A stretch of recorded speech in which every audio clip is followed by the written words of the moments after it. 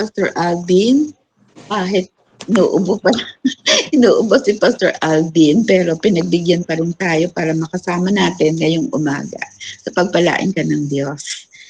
Yan. At maganda nga po itong ibinahagi sa atin ni Pastor Alvin.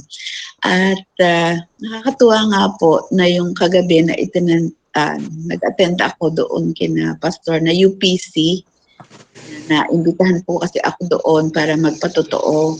So may isa din na nagpatotoo from Pasig. Professor siya ng De La Salle and at the same time businesswoman. So nakakatuwa yung kanyang patotoo na talagang dumating sa puntos na talagang yung business niya ay talagang down na down talaga, tapos nagkasakit pa siya. Tapos meron daw nag-advise sa kanya na isang pastor, sabi daw sa kanya, put God first at huwag kalilimutan ang tithes and offering. So nakakatuwa na ang ginawa niya doon ay sa halip na ang tithes lamang ay 10%, ginawa daw niya na 50%. Oh, ang ganda, no? Ginawa niyang 50%. And you know what happened?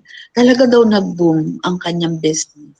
So she is parang na nga siya parang millionaire, billionaire, no? Millions na ang kanyang At ang ginagawa daw niya sa office niya, no? Yung kanyang mga verses, ang inilalagay doon sa office niya na ang nakalagay, put God first. Put God first lang, yung ganon. Tapos ang nakakatuwa pa, ang kanyang favorite verse ay Philippians 4:13. So I can do all things through Christ who strengthened me. At kaya palagay on, ang kanyang birthday ay April 13. Tama, no? April kasi di ba 4? 4, April 13. Kaya ang favorite verse ay Philippians 4:13. Kaya yung inyong mga birthday, ihanap na ninyo ng verse. Sabi ko, nakakatuwa naman.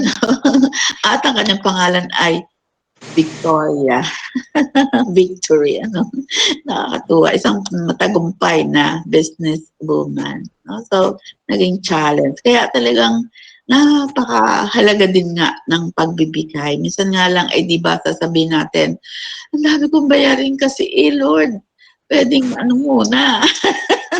Kasi si Lord nakakapagpasensya. Pero yung mga bayarin parang hindi makapagpasensya. Kaya parang talagang naiisang tabi natin. No? Pero talaga naman pangako ni Lord di ba?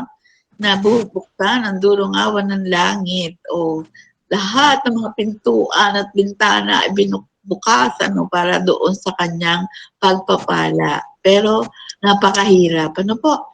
Nakakatuwa pa rin ang isang sharing. Si Pastor Philip Flores ang nag-preach, bale.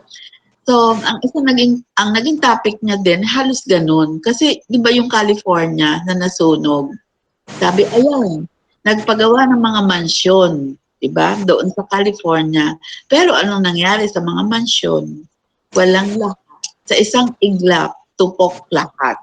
Kaya nga sabi niya, talagang hindi dapat tayong nag-iimpok dito sa lupa. Huwag yun ang pag-ukulan natin ng pansin. Kundi ang pag-ukulan natin ng pansin ay para sa langit. Kasi nga naman naulit, di ba?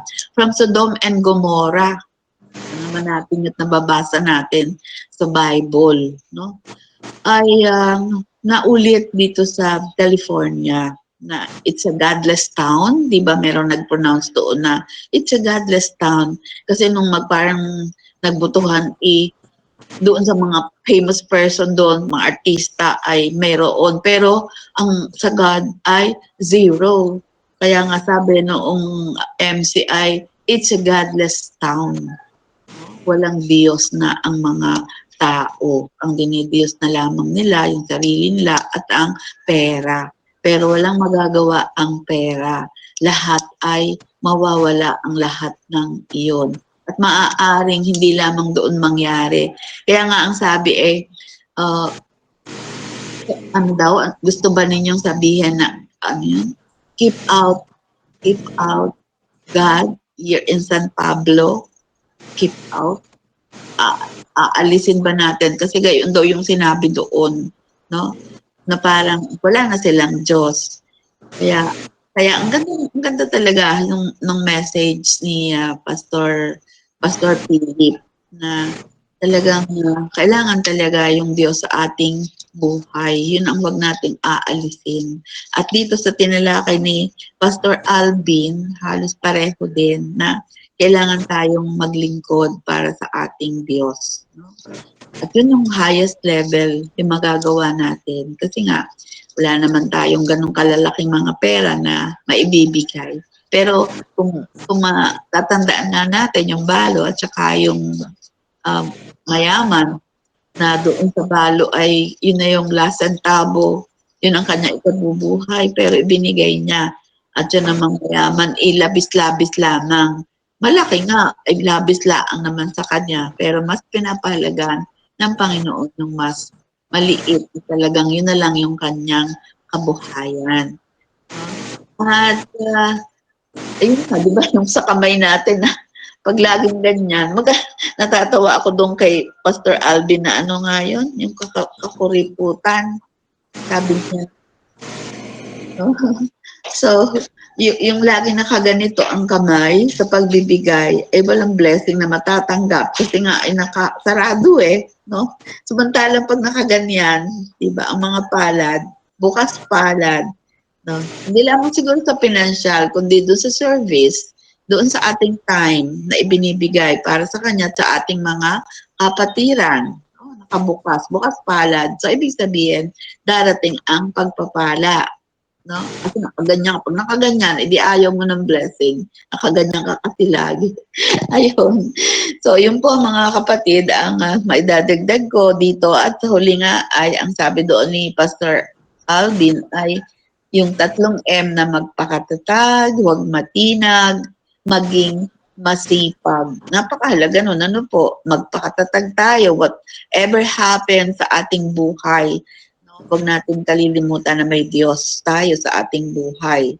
Huwag matitinag kahit anong bagyo, kahit anong pagsubok, no, ang dumating, nandyan pa rin tayo kay Lord. At syempre, kailangan nating maging masipag.